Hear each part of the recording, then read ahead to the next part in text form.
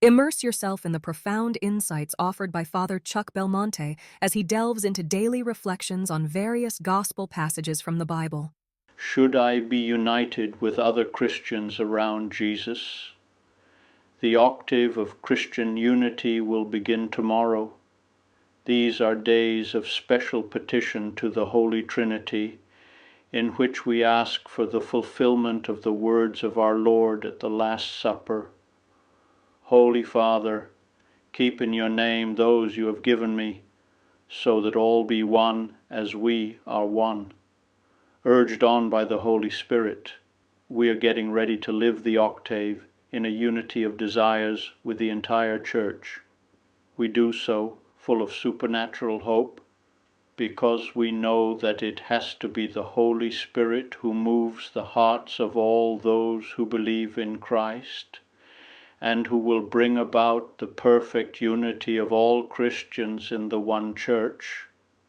Our prayer follows the path marked out by the priestly prayer of Jesus Christ on the evening of his Passion.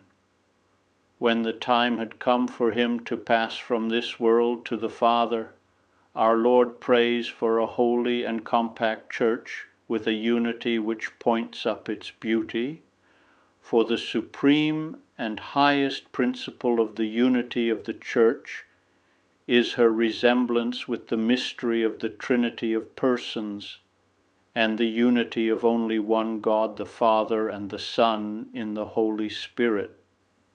Like the Good Shepherd who gives his life for his sheep, Jesus Christ prays for the unity of his flock.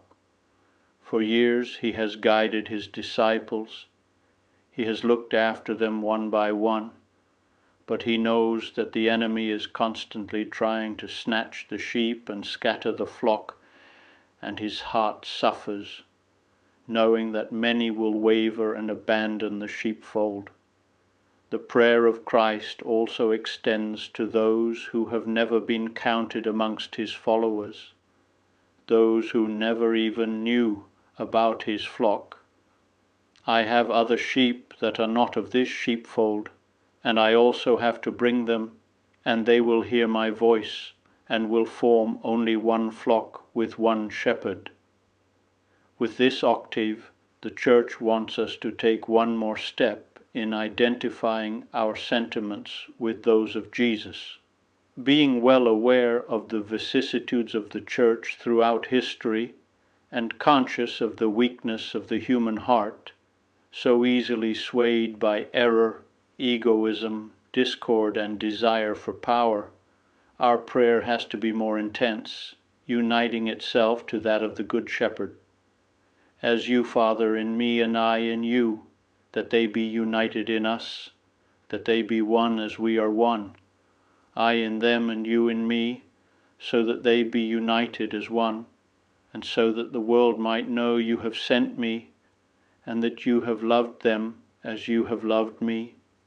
Let us offer up our prayer, mortification, and action for this goal, that all may be one, so that all of us Christians have the same will, the same heart, and the same spirit, and all very united to the Pope, go to Jesus through Mary.